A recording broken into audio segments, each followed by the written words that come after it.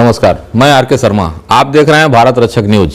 जांच का सिलसिला अभी खत्म नहीं हुआ। मैं आप लोगों को लेकर चलता हूं उत्तर प्रदेश के जनपद महाराजगंज के अंतर्गत खंड विकास सिसवा के, जो पिछले कई महीनों से जांच की सुर्खियों में रहा है।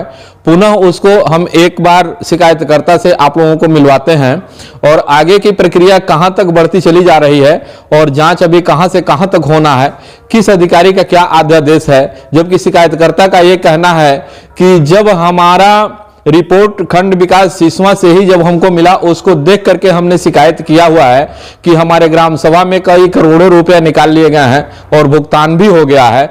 उसके उपरांत भी अब बीडीओ महोदया के द्वारा यह कहा जा रहा है कि सिस्टम से आईडी गायब हो गई है। प्रशासन के द्वारा या फिर शासनादेश के द्वारा आईडी गायब हो गई है, लेकिन शिकायतकर्ता को सिस्टम से ही तो वो पेपर मिला है जिसके ऊपर देख करके उन्होंने ये शिकायत किया है और जांच अभी निरंतर जारी ही है, जबकि शिकायतकर्ता संतुष्ट नहीं है। मैं शिकायतकर्ता बैजनाथ सिंह की तरफ लेके चल रहा हूं आप लोगों को और जानते हैं इनसे कि अग्रिम कार्रवाई कब तक होगी और किस तरह की कार्रवाइयां होती चली जा रही हैं। श्रीमान जी बताएं, आपका शुभ नाम क्या है?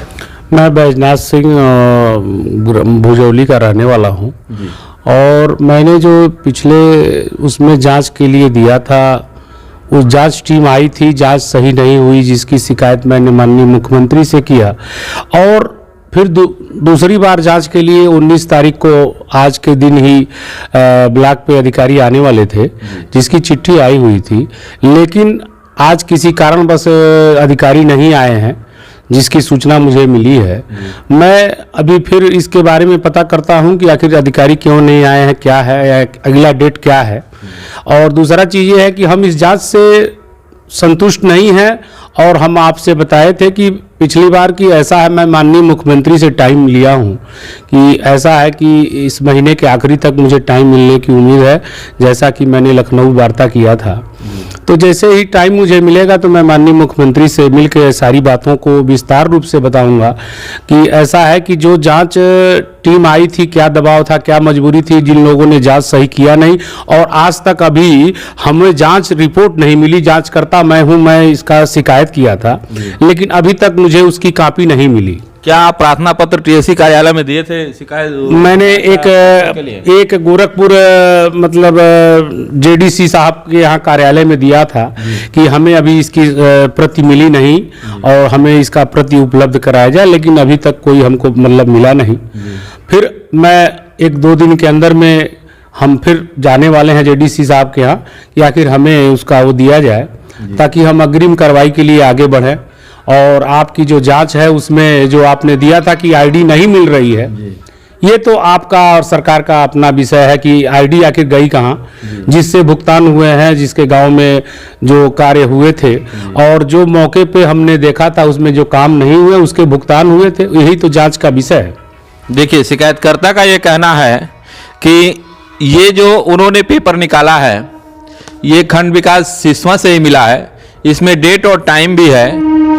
जब तक ये अंधेरे में था कि इसको कोई नहीं देखा था, तब तक तो उनके सिस्टम में ये था, लेकिन जब ये जांच का विषय बन गया तो संदिग्ध विषय ये बन गया कि सिस्टम से गायब कैसे होता है। अब खंड विकास अधिकारी सिसवा से ये पूछा गया तो उन्होंने कहा कि ये प्रशासनिक तौर तरीके से ये सिस्टम से गायब कर दिए गए हैं, हटा दिए, डिलीट कर दिए गए हैं। और उनका कहना यह है कि जब ये भुजौली ग्राम सभा नगर पालिका में विलीन हो गया तो सिस्टम के द्वारा ये सारे चीज डिलीट कर दिया गया है और यही तो मुख्य शिकायतकर्ता का विषय बना हुआ है। इसमें संदेह है। देखिए, ऐसा है कि ऐसे कह देने से ये नहीं डिलीट हो जाएगा, क्योंकि वो फर्म को भुगतान हुए हैं जी। जो फर्म इस हमारे इस ग्राम सभा में पशु शेड और जो इंटरलॉकिंग और जो भी कराए हैं, इनका भुगतान हुआ होगा, इनके जो है बैंक में खाते होंगे। ये ऐसे कह देने से कि मेरा आईडी गायब हो गया है और नहीं मिल रहा है, ये जांच का विषय तो यही तो है। और ऐसा है कि अधिकारी यदि सही से जांच करेंगे तो दूध का दूध पानी का पानी हो जाएगा और इसमें जो दोषी हैं वो सब जेल जाएंगे।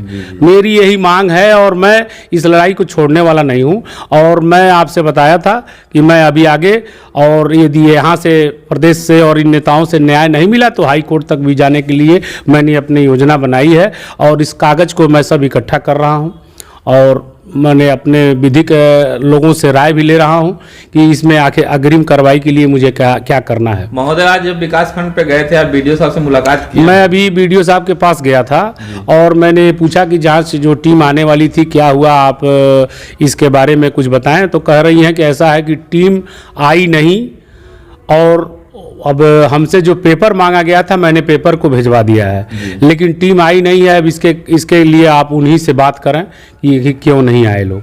हम बैठे थे और ऐसा है कि हम भी इंतजार कर रहे थे, लेकिन इनका ये कहना है बीडीओ साहब का कि मतलब वो हमारे पास मतलब सूचना तो थी लेकिन आए लोग नहीं। अब क्यों नहीं आए, अब इसके बारे में पता चलेगा तो जैसा होगा बताएंगे। देखिए, बीडीओ खंड विकास सिसवा के खंड विकास अधिकारी महोदय का यह कहना है कि टीम तो आज आने वाली थी लेकिन आज आ नहीं पाई है। शिकायतकर्ता काफ़ी परेशान है कि जो सच्चाई है वो सामने खुल के नहीं आ पा रही है और इस तरह से जनता को जो योजनाओं के द्वारा जनता को सुख सुविधा देने का काम कर रही है सरकार, उस सुख सुविधा से वंचित कर दिया जा रहा है। कुछ ऐसे लोग जो हैं सरकारी धन का उपयोग स्वयं के लिए कर लेते हैं और इस तरह से खंड विकास में काफ़ी भ्रष्टाचार बढ़ता चला जा रहा है। कब न्याय मिलेगा, शिकायतकर्ता लगे हुए हैं और ये मुख्यमंत्री तक जाने के लिए तैयार हैं। शेष अगले अंक में हम आप लोगों को बताते हैं कि कब अगली जांच होने वाली है।